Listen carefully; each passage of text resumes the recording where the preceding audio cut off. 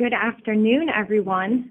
Thank you so much for joining us for the Social Selling for Enterprise Sales webinar today through BrightTalk.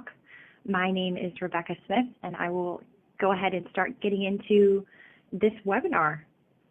Very excited. So first, I'd like to start off by thanking everyone for joining us on the line today. I hope everybody was able to get into the webinar okay. I'd love to thank L&T for all of their help and assistance with this webinar, Cooper Pickett, Shana Robinson, Jonathan Allen, Adela Fine, and to BrightTalk as well for this opportunity.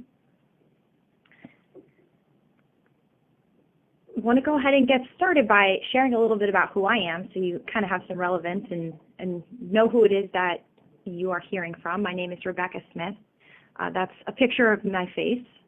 I am the marketing manager and sales coordinator at Criteria for Success, which I'll explain to you in a minute as well. I'm referring to myself as a content queen because I love to write, I love to research, I love the whole idea of inbound marketing and sharing content with the world. I'm also a very curious social seller, so anything related to social selling and best practices related to social selling really interests me. It's been really cool to discover new things over the past few years, and it's only continuing to change and grow. And I have on here the 3 C's. The last one there you'll see is crazy, but no really, just to share something, I guess, a little bit more personal about how insane the presenter that you're listening to is. This is a picture of me racing sport bikes. I'm originally from Florida, and we used to ride year-round there. I live in New York City now. So that's just a little piece of the crazy, but perhaps this is the crazier part of the crazy, me actually crashing, which is very common. So you're definitely hearing from a nut today. And there's a skydiving adventure. So definitely love to explore the world and learn new things. So that's a little bit about who I am. I'd like to share a little bit, too, about the company that I work for. Fantastic, amazing, great people here. Criteria for Success is the name of the company, and we are a sales growth partner that provides sales training technologies that help our clients to sell more. The reason why this is relevant to this is that we are sales trainers, and what we do is we train people on how to sell more. And of course, people are asking more and more, well, how do I grasp social selling? What can I do from a social end of things to sell more? So we've really been diving deep into this concept and trying to find ways to help our clients make the most of social media and this concept of social selling. We have successfully grown sales for companies in these industries. So hopefully this resonates with those of you that are on the phone. We've worked in technology, staffing, media, energy, not-for-profit, creative, large retailers, pretty much any and every industry. We've worked with them in regards to sales and growing sales. Now, granted, every company works a little bit differently. So we've learned some tricks of the trade from different industries, and it's always exciting to work with a new industry as well. The way that our company works is we combine sales training with a sales playbook because we believe that that equals success. It's not just the sales training, it's not just the actual elements that you're going to use to make a sale, but it's also having a playbook that you're using to document best practices. And that's something that we're actually going to talk about as a tool a little bit later in this presentation. The goal here is to connect this idea of philosophy and mechanics. I'm not sure if you're familiar with this idea, but it's the difference between the philosophy behind why you're doing something and the action of what you're going to do to achieve that task. So for example, creating a prospecting action plan is the philosophy behind it, and actually executing that plan is the mechanics. We also aim to squash this. Now, normally I would ask, does anyone know what this is? But since I can't hear you, I'll go ahead and just tell you that this is what we refer to as head trash. It is a huge thing in the sales world, in every world really, pretty ubiquitous across industries, that a lot of times what stops us and prevents us from moving forward is our own head trash. And kind of thinking we're not good enough, or we can't close this deal, I can't accomplish this. So I urge you, if this is something you're struggling with, squash it. So let's go ahead and jump into this beautiful webinar about social selling now that we've kind of gotten through the intro, and I hope that that helps you to really kind of understand a little bit of the background context to this conversation. So just to define social selling, this is actually straight from HubSpot. They define social selling as using social media and social platforms to interact with prospects and customers. Pretty straightforward. Salespeople provide value by answering the prospect's questions and offering thoughtful content until the prospect is ready to buy. And we'll talk about why this is relevant in a minute. I'd also like to define for you this concept of enterprise sales and the most important aspects of it as it relates to social selling. So I've kind of pulled out what I think are the four most relevant pieces of an enterprise sale. The first being that the prospect or the customer often takes control. There are often multiple decision makers as well during an enterprise sales process. This also will often require an RFP or a proposal of some sort, and these types of sales often have a longer sales cycle. So this is kind of how we're defining enterprise sales as it's relating to this topic. And here's how they connect. So we're going to break down each one of these four elements and how they pair with each other. But this is just a brief overview so you can get a quick glimpse into how the conversation will move forward.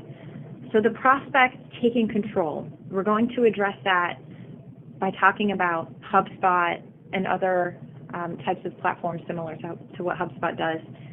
The concept of SEO, blogging, content, multiple decision makers.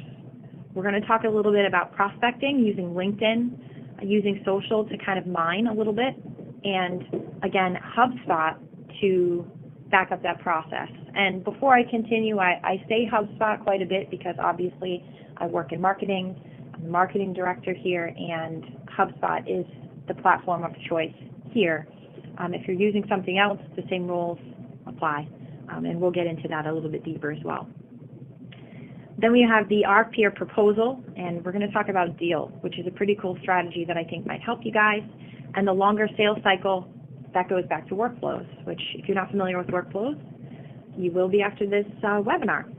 So just to break it down, here's our agenda. We're going to talk a little bit about inbound processes, a little bit about outbound processes, and about a sales playbook and how it assists you in all of the above. So, leading social sellers create 45% more opportunities and are 51% more likely to achieve quota.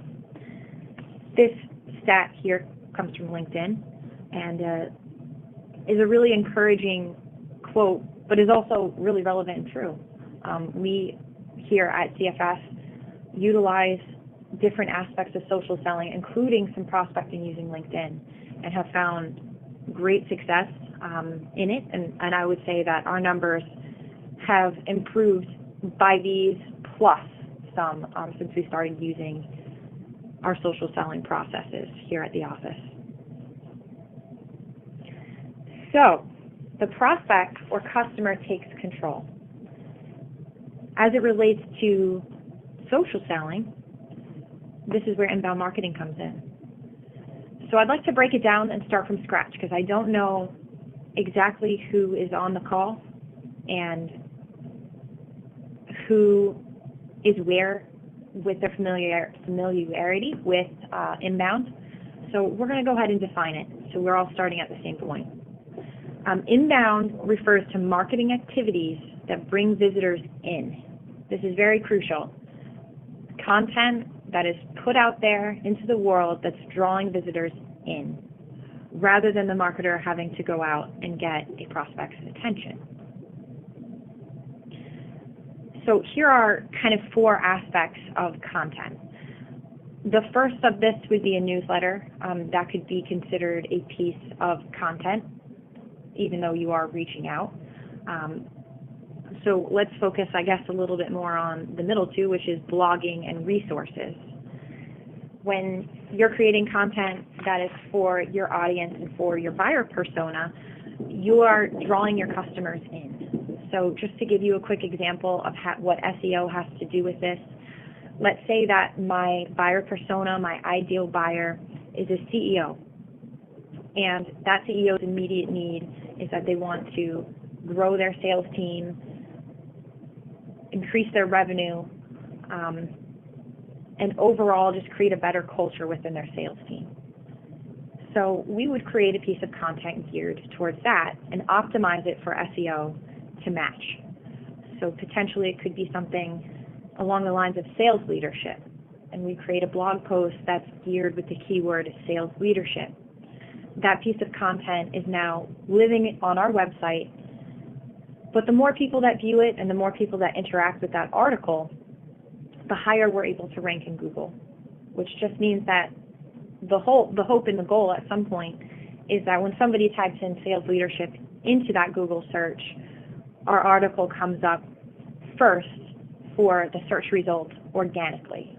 Of course, the goal is to try to get somewhere organically, if at all possible. We also do the same thing using resources. So creating an ebook. A recent example would be we wrote an ebook called How to Build a Winning Sales Team. And it's geared towards VPs of sales, CEOs, and things of that nature.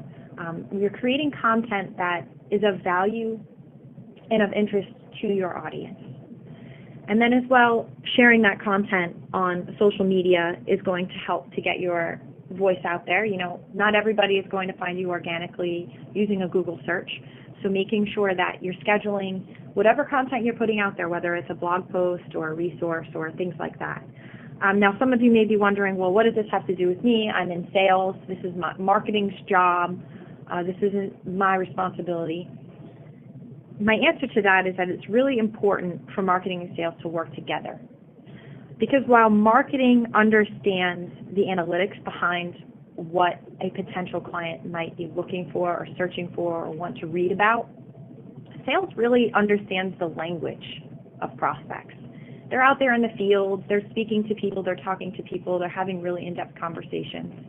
Here at our office, we integrate marketing and sales so much so that we almost don't even know where the line is sometimes. Our sales people and our sales team, including actually everyone at our company, writes blog posts. And we believe that everybody has something different to say, something important to say, and says it in a different way.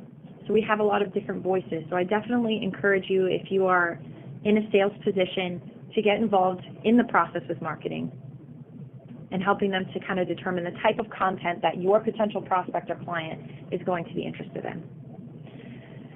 So to give you some examples of this, on the top right there is an example of a resource, an ebook. That's an ebook that we wrote. That would be something that if someone's interested in sales prospecting, that they would come across and say, oh great, a sales prospecting action plan. This is valuable for me. This is helpful. On the top left is an example of a blog post written about sales process steps and how a playbook can help. So this is also geared towards what people that are in our industry are looking for. And then the bottom two are just examples of social shares. One's from LinkedIn and one is from Twitter.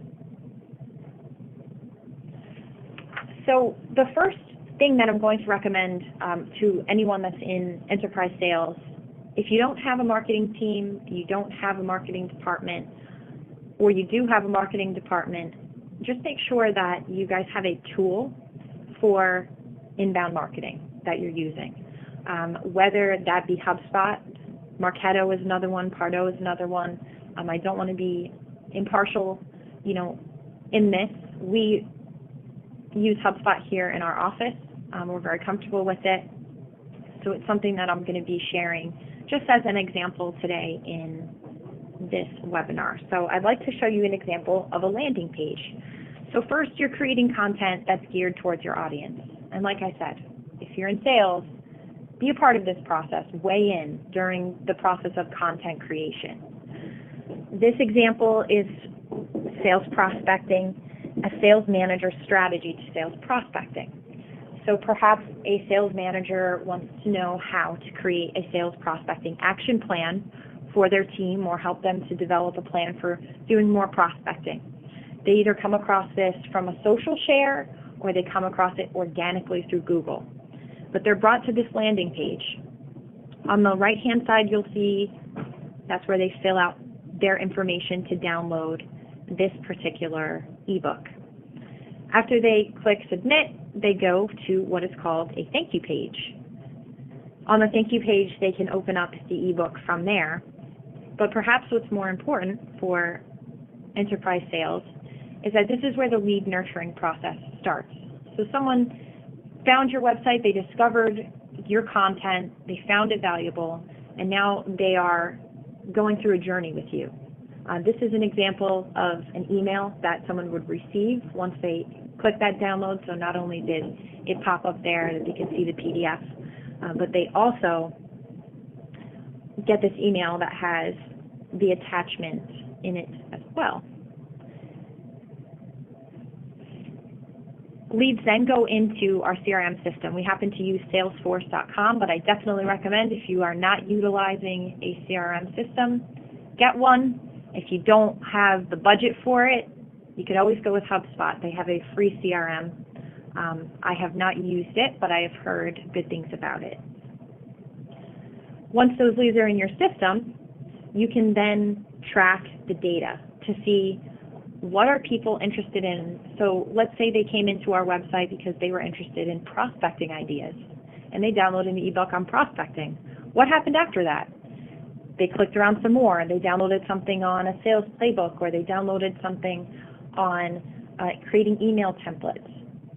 This helps so much when you're mining through your data and trying to plan in the future what kind of content to create for your potential prospects. So that's a little very brief into the inbound marketing side of things. But I'd like to go back to one of the things that I mentioned before with the follow-up email. And this goes back to a longer sales cycle. So a lot of times with enterprise sales, the sales cycle is a little bit longer.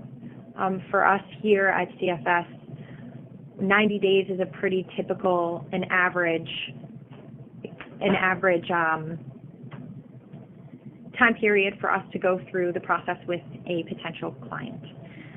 So workflows are really important. You can't always, you don't always remember to email somebody at the right time, or perhaps they're too early in the stage to start a phone conversation. And this is where sales can get involved. So just as an example, we have our lead salesperson here, Lindsay, attached to a workflow for prospects. And what that means is this. So if somebody downloads an ebook on our webpage, they are going to get a series of workflow emails, and it's set up and scheduled to go during a certain amount of time. So let's say they download the ebook, they meet certain criteria. So for us, they meet a sweet spot for us. They go into a certain workflow. It then triggers them to go into a certain workflow. So they're pushed into this workflow where they get an email every certain amount of days, after 4 days after the download, another 4 days after that, etc. And the emails are not, hey, do you want to buy something from us? But they are all along the stages of, you know, I see that you downloaded an ebook on the sales playbook. Do you need help with this? And kind of putting yourself out there as a resource for whatever it is that they're interested in. Obviously, not all pieces of content work like this. For some of our pieces of content, the workflow is simply recommending other resources that are similar to the resource that they downloaded. But if it's strong enough and close enough to your product or service and to your offering, it's definitely okay to reach out and ask them if they need more help with that particular piece of information. So it's not a sale. because that's kind of against the whole philosophy of inbound marketing, and I do want to stress that. But I wanted to give you an example of a workflow and how it works for sales. To transition a little bit into multiple decision makers, this goes back to prospecting and what we were speaking about before with the whole prospecting ebook and things like that. This involves a little bit more of what we're referring to as outbound, since we were just talking about inbound. So let's kind of define what outbound means for sales and marketing. Really, it's referring to a promotion of a product or a service through continued advertising. So, for example, this would be an ad that you're posting on social media or on a web page or a TV commercial, brochures. Information that's going out there into the world is what we consider to be outbound marketing. So if inbound marketing means that the customers are coming to you, outbound marketing means that you are reaching out to those customers to bring them into your buyer's journey. I found this really cool infographic a little bit back, and I thought that it was helpful between inbound versus outbound, drawing customers in the funnel versus going out. That's kind of a definition of outbound, but I want to talk a little bit about outbound sales, because that's what we're focused on here, is how do you sell in an outbound sort of way? How do you reach out? How do you prospect using social media? How do you find the right contacts and people as you are mining through all of this social data? A couple tools that I'm going to mention here are Twitter. Twitter is a fantastic place to research the interests of your prospects. So we're going to get in depth with LinkedIn and kind of talk about how to find the right people. But once you find those people, then what do? You want to make sure that you kind of know, are they the right person? Are they the decision maker? Are they the right person in the right place, essentially? And Twitter can actually really help you do that in a business setting. We have discovered so much about companies and about individuals through using Twitter. I also have on here a snapshot of the HubSpot Daily Prospects Digest. This means that these are people that viewed our website or our landing pages that HubSpot has identified as being a prospect for us. So that's another great place to start. They already did the work for us, so they're saying these companies are interested in you, and we can kind of dive deeper in HubSpot and see what website, what web page they came in on, what they were interested in when they were on our website, and things of that nature. But for really, really true outbound sales prospecting, LinkedIn is definitely the way to go. We use Navigator here at our office, and I'll share that with you as well as we move forward.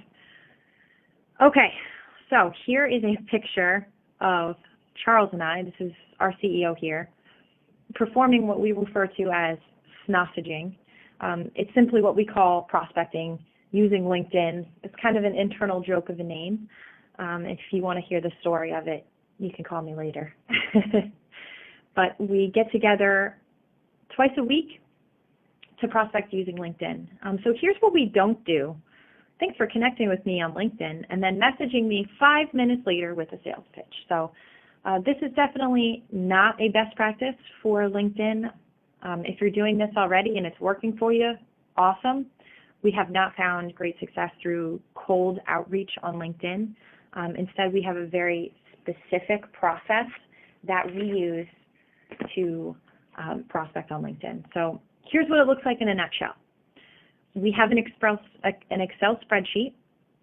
That Excel spreadsheet can be worked one of two ways. We can either start with someone that we know. So let's say that I have a great friend, Jane Smith, and she works at a company in Midtown, and she knows a lot of people. I can go on Jane's LinkedIn, look at her connections, and mine through it using Navigator to determine who would be a good fit to work with. I would then reach out to Jane via email, which is the second to last image there. I would use my playbook to store the email template that I'm going to use to send to Jane, and to give a template for Jane to send to the person I'm asking for an introduction to, and then I track everything using Salesforce. The second way to do this is to prospect companies. So let's say that I really want to focus on media companies as a prospect. I can sort those companies using LinkedIn. You could use regular LinkedIn as well, but I tend to find better results with Navigator to really mine through the types of companies that would be a good fit, create that list of companies on an Excel sheet, and then break it down as I go through the process. So I'm going to show you kind of a deeper dive into what this looks like. So the first step is to create your targeting list, compile your data, then use Navigator to find those companies or to select employees. Use your playbook. Really, really use your playbook. I can't encourage you more on this, and we'll talk a little bit about playbooks in a minute. But using your playbook will really help you to track templates and develop your process further. We use email rather than using InMail through LinkedIn. We find that we have a better response rate, a much, much higher response rate by using email. People tend to feel more comfortable with that, and you get a quicker turnaround time. And then we use Salesforce to track what we're doing while we're prospecting in LinkedIn. So this is a lot to explain over a 30-minute webinar. So I'm suggesting here, I actually wrote an ebook about this process. It's called How to Generate Sales Leads Using LinkedIn. And it completely develops out the two processes that I just briefly summarized for you here. So if you're curious on how to do this process, I would definitely download the ebook, and it'll help you to get started. Just keep in mind that it is a process, and when you start reading through it, you're going to go, oh my God, this is so much work. It is a lot of work, but it does produce results. So I can't stress that more. There's also the ebook on sales prospecting that might be a good pair and help with that. So now let's jump into this idea of the RFP or proposal. You know, during enterprise sales transactions, a lot of times they require an RFP or a proposal, and our answer to that is what we refer to as a deal document. Now, deal is something that lives in our personal CFS playbook as well as all of the clients of CFS. And I want to kind of get into a little bit about what a playbook is not. A playbook for us is not a manual. It isn't something that's written out, you know, it was written in 2011 and we're still using it today. Instead, for us, a playbook is something that's interactive. It's really a living, breathing thing. Ours is a piece of technology that is a wiki, very similar to Wikipedia, where you log in and you have access to all of the pages. You can add pages, edit pages, remove pages, and it's where you really build out the best practices for your sales team.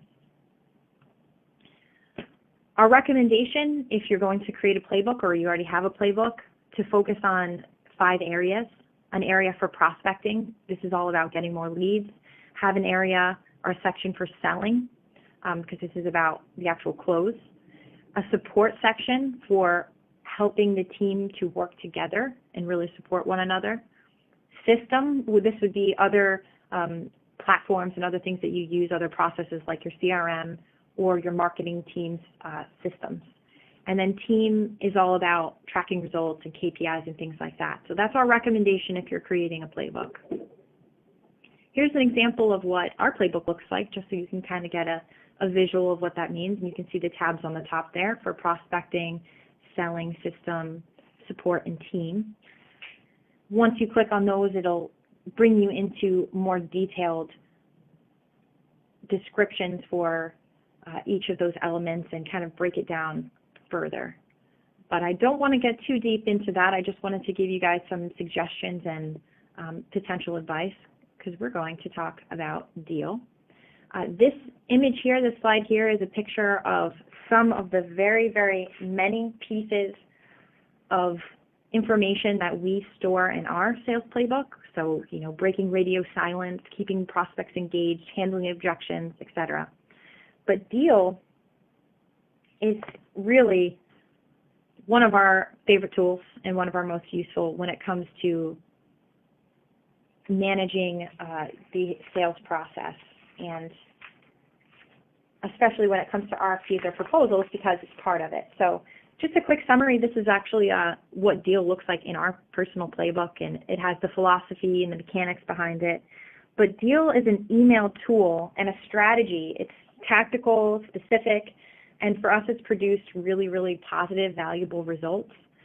This is an example of what a deal looks like, and it basically has a few components to it where once you have a fantastic meeting with someone that you've prospected, so let's say you were prospecting using social media, using LinkedIn, you identified a person that would be a great fit, you asked a mutual connection for an introduction to that person, you were then introduced to that person, they were willing to have a conversation with you, you had that conversation, now this is where you follow up with a deal document. And the deal document outlines everything that you've talked about so far, what they're looking for, what you're looking to achieve, and it really ties up all of the loose ends. It's a fantastic piece. We actually just put this deal document resource live on our website. I believe it was a week and a half ago now. So if you're interested in learning more on how to create a deal document or the process, it is also on our website. I have a picture here where resources are. If you click on resources and then click on all, you can see all of the resources that we have. A couple of them I mentioned here in this webinar, particularly the resource on how to generate leads using LinkedIn, I think would be really, really helpful for you guys. There's one on social selling. There is one on a sales playbook, and then there's this great resource on Deal, which I think would be a really useful tool.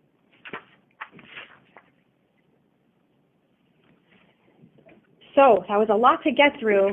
I didn't know if I would be able to get through all of it in a half an hour, but I'm happy to say that we made it 32 minutes.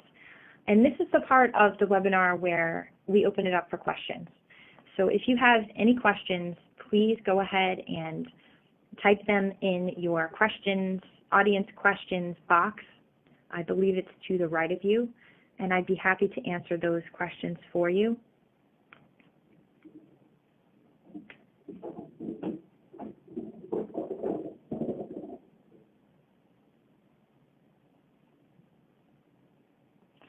All right, cool. So I have the first question here. What do you think are the best ways for people in sales to integrate themselves into the marketing sector? How can they get that conversation started? That's a great question. Thank you so much for asking. Being that I work in marketing and work directly with my salespeople, I definitely have taken the initiative as the marketing person to involve sales in the process. One of the biggest things that I recommend to you is if you're in the sales position and you're trying to get involved with marketing, is kind of just go to whoever your head of marketing is and say, you know, I'd like to include you in our sales meetings, and start at that point. If you start getting them involved in your sales meetings, you'll start to open up the dialogue a little bit better and have these conversations. It's also great to ask them questions, to say, hey, I'm curious, where do you get your ideas from for content? Or what kind of content are you putting out there? What kind of results are you seeing? The great thing about marketing is that we've got a lot of analytics. So you can always go back to the marketing department and say, hey, how did this do? How did this perform? You know, would you be willing to try this? But of course, be cautious about stepping on toes and all that stuff. So I hope that answers your question as to ways to integrate themselves. If you're a writer, if you're interested in writing, if you have ideas, that's always something that marketing appreciates. I love that about integrating our sales and our marketing teams is, you know, they're feeding ideas to marketing. So that's a really helpful thing. Another question here, when doing outbound sales, how do you really connect with the potential customer and not make them feel like you are just trying to sell them something? That is a fantastic question. So we've tried a couple different methods. A little over a year ago, we were doing some direct outreach on LinkedIn where we were reaching out to a potential client, and just like you said, like, how do you make it not this crazy weird thing? And we found that people were really off-put by the cold outreach, and that is why we created this process for warm introductions. So while we identify somebody in a cold sort of manner, we don't know each other, we only ask for introductions to people that someone we know knows. So for example, I'm just going to use this as an example. Let's say that we wanted to work with the Apple sales team, the sales team at Apple. I would use LinkedIn to determine who do I know that knows someone at Apple, and then find the best fitting title for that person to get introed to. Now here's the kind of clincher with this is that sometimes you'll ask your connections for a request to somebody and they'll say, oh, I don't actually know them. I don't even know how I got connected to them on LinkedIn. So definitely be prepared for that. We've kind of determined that sometimes it works a little bit easier if you actually give someone that you know a list of people that you want an introduction to. And then this is where the playbook comes in. You want to develop out templates that kind of have a warmth to them.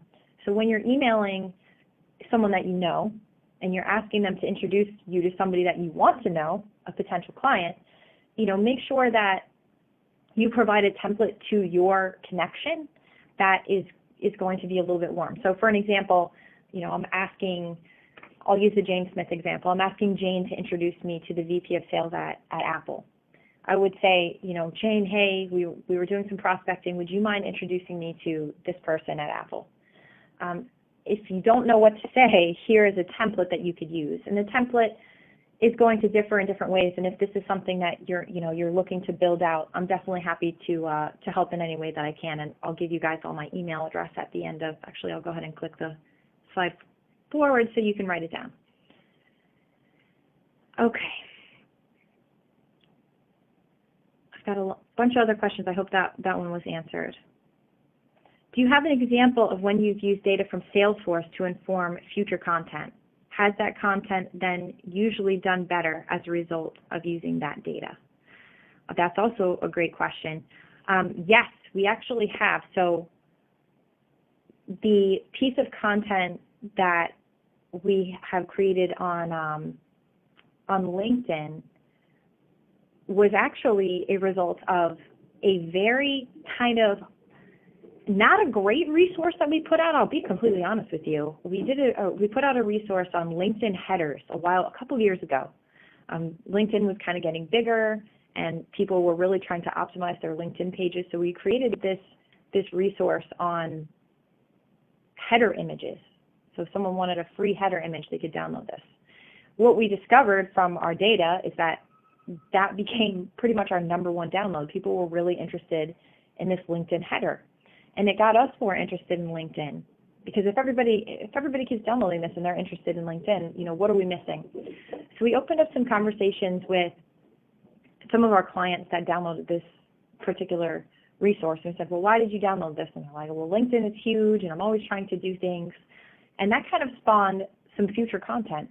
We blogged about LinkedIn, we blogged about social selling, we blogged about this content. And then it eventually adapted into the how to generate leads using LinkedIn piece of content. So we take content that we see that is really popular and that people are really interested in, and then adapt that further.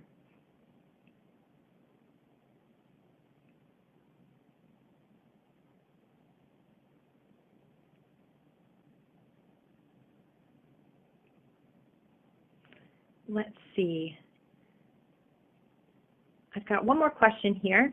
How can I explore creating a sales playbook with CFS for my company? Send me an email. Please send me an email. I'd be happy to talk to you about this idea and concept of a sales playbook and how that would apply to your company and help you guys to grow and build. We would determine what your goals are for it, what you're trying to achieve, and then we can kind of go from there. Let's see. I think do I have one more question? I hope that answers everybody's questions.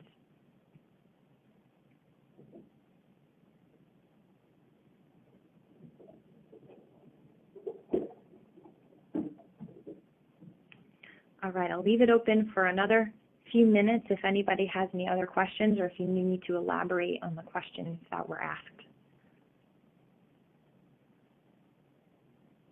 And I did have some feedback here that someone was, they enjoyed the webinar and they were hoping for something that was a little bit more in depth as well. And I really appreciate that feedback, and I couldn't agree more with you. It's so hard to get really in depth in a half an hour. So I hope that this overview was helpful for everybody. But I'd love to keep the conversation going after the webinar if you want to kind of deep dive on any of the things that we talked about today.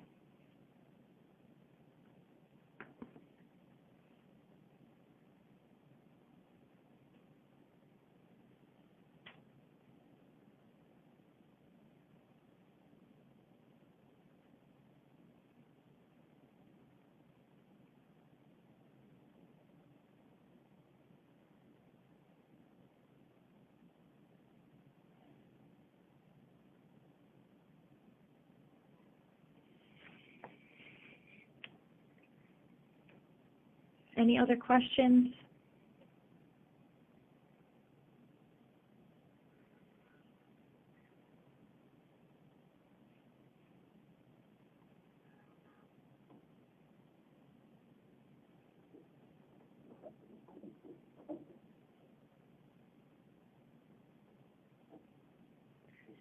All right.